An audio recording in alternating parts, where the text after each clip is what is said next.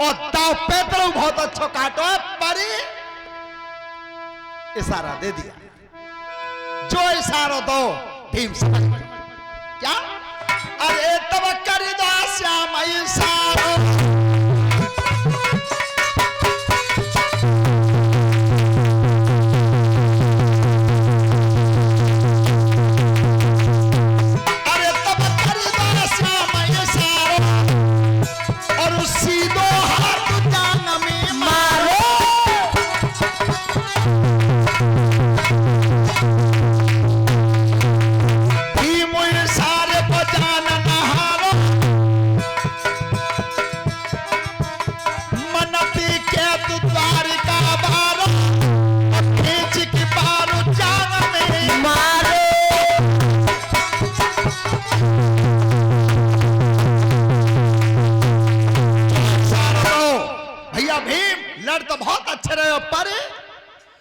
इतने इशारे समझ के भीम ने अब की बार गदा की चोट मारी खींच के तो जांग में दी। जो जांग टूटी दुर्योधन धरती पर गिर गया।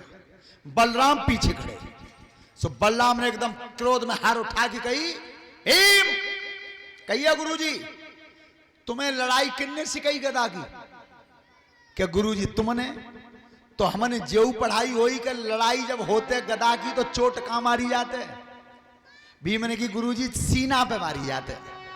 तो गदा की चोट सीना पे मारी जाते जी नियम है, पर जांग पे किनके कहते मारी है। अब सिकवैया पीछे ठाड़ो भीम की आवाज बंद। तब क्रोध में आके यह बलराम ने बहुत गलत किया था। क्या? अरे यमला जाओ पाछो भैया।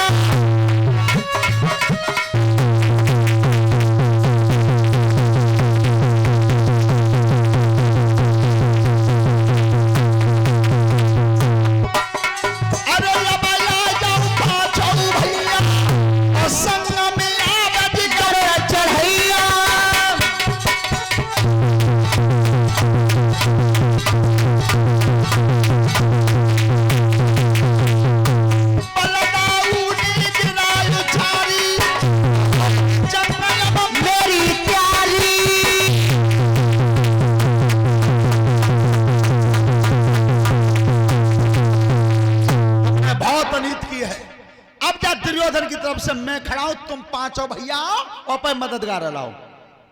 भगवान कन्हैया ने कि अब के सबसे ज्यादा बुरा है वो ये दाऊ भैया घर आते हैं तो कहां जीत है रही है।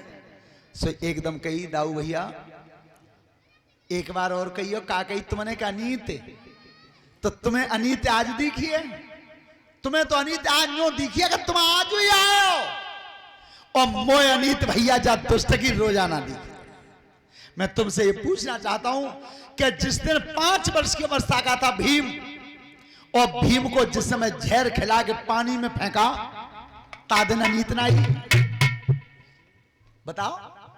लाक्षा गृह में पांडवों को बसा दिया और सोबत में आग लगा दी, बादन अनीत नाई। द्रौपदी जैसी अबला नारी को पकड़ के खींच के खड़ा किया समा में और दुशासन चीर खींचता रहा। द्रौपदी रोती रही चिल्लाती रही, बादन अनीत नाई।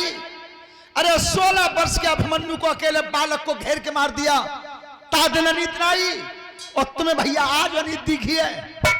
पहली बात तो जय अनीत इनकी मैंने रोजाना देखी है और दूसरी बात जय कि तुम आए हो तेजना में तीर्थ करके और मोह है गए इनकी लड़ाई में तो अपनी माले में कोई द्वारिका पे चढ़ बैठो होए, नगर खाली है बिल्कुल। ता तो तुम चले जाओ तकू भैया जालंग तो जो होना सो। बोलिए कन्हैया लाल की। ध्यान रखना कृष्ण बनना बहुत कठिन है, आप भी बन सकते हो, ऐसी बात नहीं, वो गुण आ सकते हैं। लेकिन एक बात ध्यान से सुनना, कृष्ण भगवान के नाम की 4 बातें बताऊंगा मैं और एक एक बात अच्छी लगे द्वारकाधीश की तो ताली बजाते चलना। सबसे प्रथम बात परीक्षा जी ध्यान से सुनना, शिशुपाल की 99 गाली सुन सकता है, अगर वो चाहते तो पहली बार में ही मार देते। चक्र सुदर्शन से शिशुपाल को पहली बार में ही मार देते, इतना बल था उनके चक्कर में। लेकिन 99 गाली सुनने की जो क्षमता रखता हो, 99 गाली सुनबे की जाके दिल में जगह होए और तब 100वीं बार मारता है, उसे द्वारकाधीश कृष्ण कहते हैं। कितने बड़े सामर्थ्यवान थे ताते, पहले 99 बार गाली सुन गए। आज है लो नेक अगर शरीर में बल है और सामने बाप कमजोर है और मान एक बेर गाड़ी दे दी तो एक बेर तो सुन ले जाएगी, दूसरी बेर फिर दे दी तो गले बान पकड़ के उठा लो जावे ऊपर दूसरी बेर में ही। लेकिन कन्हैया ने गाली सुनी तो 99, वो ही कृष्ण। दूसरी बात, 5 भिखारी बच्चे थे पांडव, बिल्कुल असहाय थे। भीष्म, द्रोणाचार्य, कृपाचार्य, कर्ण जैसे वीर, 11 अक्षौणी सेना, कितने कितने बड़े बलवान थे और 5 भिखारियों के सहायक बनके और इतनी बड़ी सेना को, इतने वीरों को जो परास्त करवा सकता है।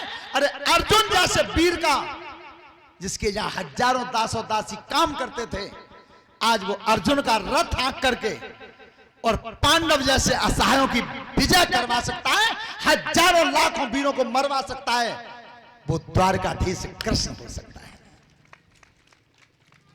तीसरी बात, जहां भवन में कितने वीर काम करते थे, कितने दास और दासी काम करते थे, मणियों का प्रकाश होता था। और सुदामा जैसे गरीब मित्र को अपने भवन में बुलाया और जेठ भर के उस आसन पर बैठा दिया जिस आसन पर स्वयं बैठते थे। और कन्हैया धरती पर बैठे और धरती पर बैठ के अपने सुदामा जैसे मित्र के पानी से नहीं, आंखों की आंसू से, आंखों की जलधार से सुदामा जैसे गरीब ब्राह्मण को पैरों को धो सकता है अपने हाथों से और उच्च आसन पर बैठा करके सम्मान दे सकता है, वो द्वारकाधीश कृष्ण हो सकता है। कितना बड़ा सम्मान दिया। चौथी बात, जिस समय शिशुपाल के सिर को काटा था भगवान ने चक्र सुदर्शन से, और वो चक्र सुदर्शन जब लौट के आया भगवान की उंगली में, तो क्रोध में थे भगवान, उंगली में आकर के नोक छिद गई थी, नोक छिद गई थी और कन्हैया की उंगली से खून निकल गया था। और द्रौपदी की नजर पड़ गई थी, अमोल कीमत की साड़ी पहने थी पांचाली, और अपने भैया की उंगली में जिस समय खून को देखा तो उस साड़ी को फाड़ दिया और 2 अंगुल की चीर फाड़ के और भगवान कृष्ण की उंगली पर बांध दिया। केवल 2 ही अंगुल फाड़ा था।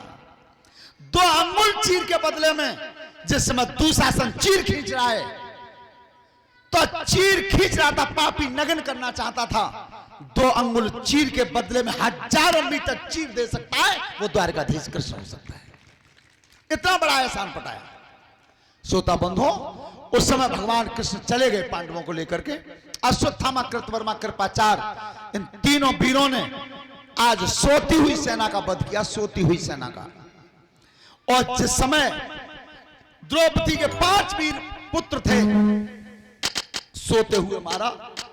एक बात जीवन में ध्यान रखना परीक्षित जी, बखत परे पे कामन आमे, इन बंधनों की रीत कहा है, और दे मुसीबत में जो धोखो, ऐसे नुकी तो प्रीत कहा है। अरे सोबत छत्री को शीश काट दे, ऐसी रण में जीत कहा है। सोते हुए मारा।